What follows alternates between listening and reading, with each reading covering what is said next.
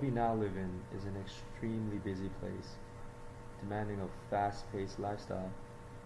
As a university student, there is never a moment of true peace, as we spend most of our time worrying about the next assignment, project, or midterm that's due. And if all those are done, then worrying about job applications, research opportunities, or future career paths. We often tend to ignore the effect this has on the most valuable resource, our mind. Everyone has their own way of dealing with this stress, and today I'm going to share with you mine. But before I continue, here's a little story.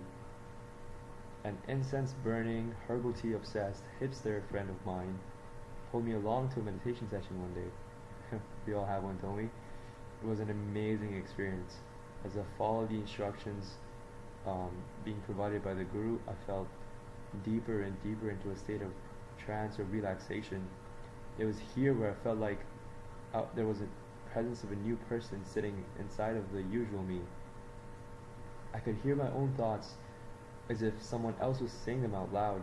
Oftentimes I noticed many of them to be strange and rather foreign in nature, and oftentimes I didn't identify myself with a lot of them. It was an intriguing experience for me overall, which kept bringing me back.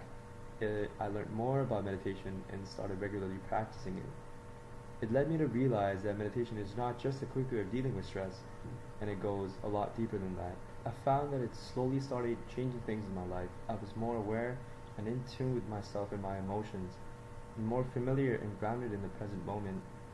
I also started noticing more often when I was lost in thought and in autopilot mode. It became easier for me to identify and let go of thinking patterns that no longer served me. And slowly but surely I felt a greater sense of peace and serenity in my life.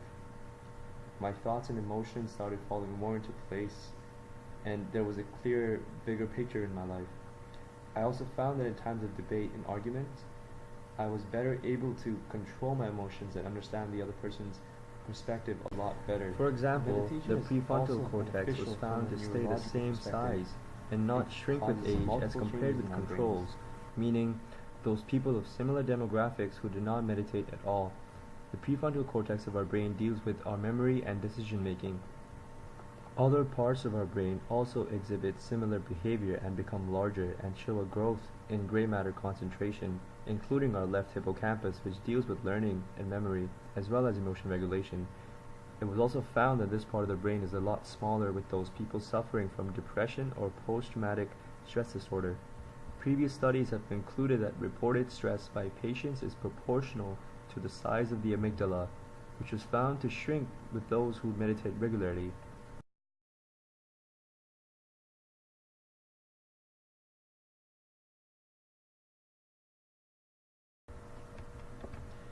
People sometimes think that meditation is about stopping thought. It's not. It's more about stepping back, watching the thought clearly coming and going, and not being judgmental to it, rather focusing on your breath and not getting swept up in your thoughts. Kind of like if someone was to observe your inner place, and that person was you. As time goes on, the present moment will begin to feel more and more familiar. When that becomes habitual, you can take that sense of calmness and peace into your everyday life. Thank you for listening. My name is Nizam Siddiqui. I want to end on a quote from my favorite book. It goes like this: "The present moment is filled with joy and happiness. If you're attentive, you will see it." Thank you.